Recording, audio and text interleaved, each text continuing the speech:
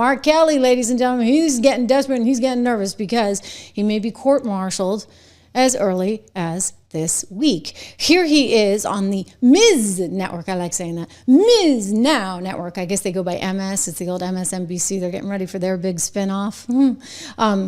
Nobody wants them. Just like nobody other than Paramount, miraculously, and David Ellison wants CNN. We have more on that deal coming up. But anyway, we get back to Mark Kelly. Mark Kelly at this moment is getting super, super duper nervous because he's about to be court-martialed. He knows that these are the reports that are out there. He's being asked about it here on Ms. Now. And let's see what he says. I've been in combat.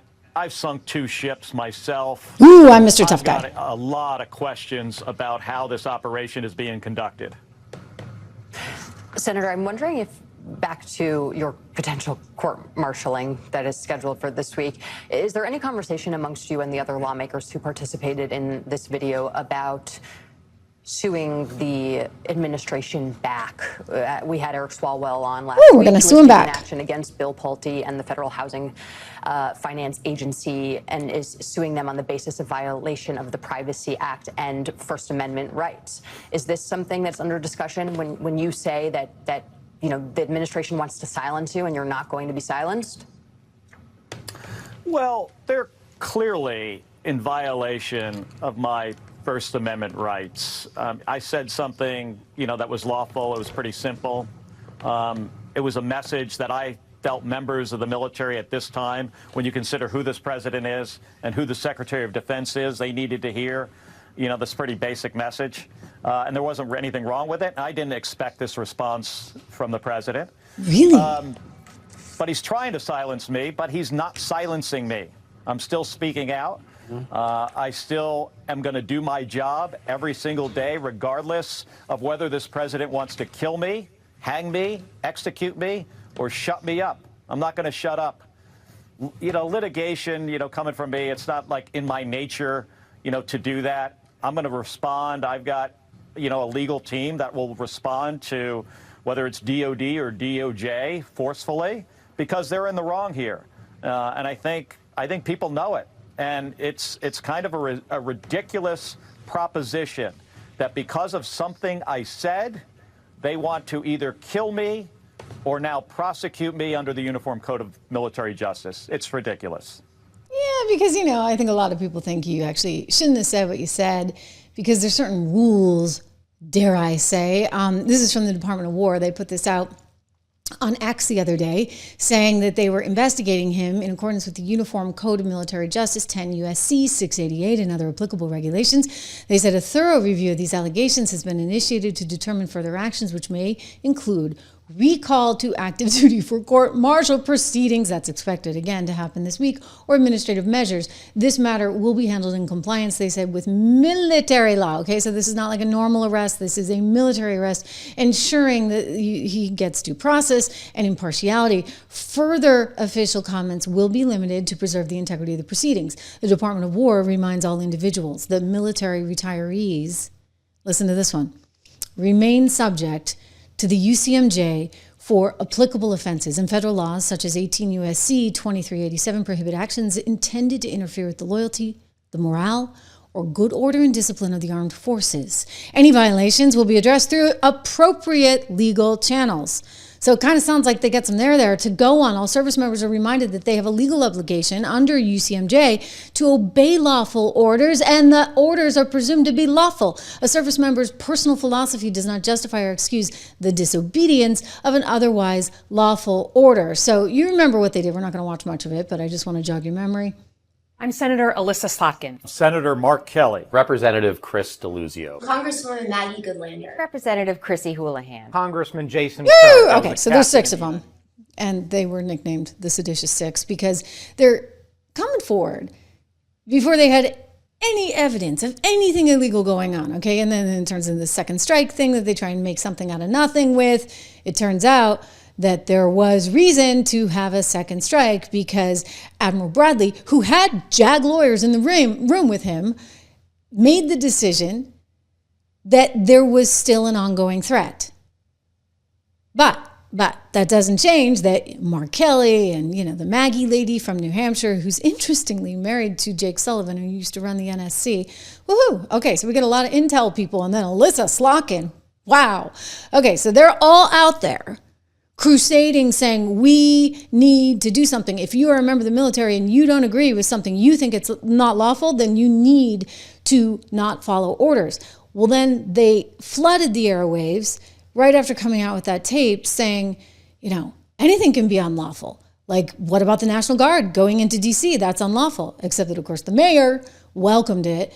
The murder rate has gone down. The crime rate has gone down. People seem pretty happy. But, hey, I guess if somebody's going to sue, then therefore it's unlawful. It was unlawful to go into California. Well, guess what? The Ninth Circuit Court, what did they decide? It was lawful. So you understand how this is kind of a murky area, and you don't necessarily want to have some kind of mutiny, right, amongst the troops, do you? Unless you want a good old-fashioned coup, and that's what this is sounding like to me. Anyway, here's Mr. Kelly on CNN, which may soon be part of Paramount. More on that coming up.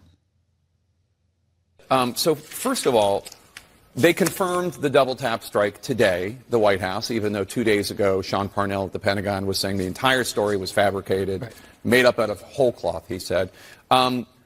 It seems as though they are saying that Hegseth gave the order to kill everyone on board, a lethal strike, and that Mitch Bradley, Admiral Frank Mitch Bradley was in charge. He's the head of special forces, and that he is the one that gave the order for the second strike, the double tap on the whatever survivors there were. Who is ultimately responsible if there is something wrong with the double tap strike, with the second strike? Well, Jake, I think it's going to be really important for my committee, the Armed Services Committee that I sit on, the same thing in the House, to get these people in the room and get testimony from them under oath, maybe part of it in a SCIF and in a secure facility and part of it publicly, to get what the exact real story is. I think this is what happens when you put an incompetent individual in perhaps the second most important job in our country. Secretary of Defense. He's going after Pete Hegseth again. had no business being Pete Hegseth. nominated. They all hate Pete Hegseth. They just cannot stop. They are like sharks in the water, circling, hoping to take down Pete Hegseth. Well, you take down Pete Hegseth, you're effectively taking down the President of the United States, because the President has chosen Pete Hegseth to be in that position. But they will not stop, despite the fact that, what do you know? Poor ABC had to report this. Tonight, new information. According to a source familiar with the incident, the two survivors climbed back onto the boat after the initial strike. They were believed to be potentially in communication with others and salvaging some of the drugs. Because of that, it was determined they were still in the fight and valid targets. A JAG officer was also giving legal advice. Yeah. This backs up. That's funny. Jesse saw that one. I had a little bit of fun with that. I'm going to have some fun with it too, because by the way, that's exactly what has been said. Went down. And now ABC forced to having to report that. You know that Mark Kelly now may be called in, court-martialed, which is effectively a military kind of punishment, and he could face dishonorable discharge, he could face loss of rank or pay, he could face military prison, hard labor, confinements to base, forfeiture of benefits, all kinds of things. And I will say that, this is not really happening in a vacuum. Again, you know what the Admiral's going to testify, you know what's coming. But I got to go back to what the heck is like Senator Mark Warner out of Virginia saying stuff like this. This is crapola. I don't use that word a lot, but it's total crapola.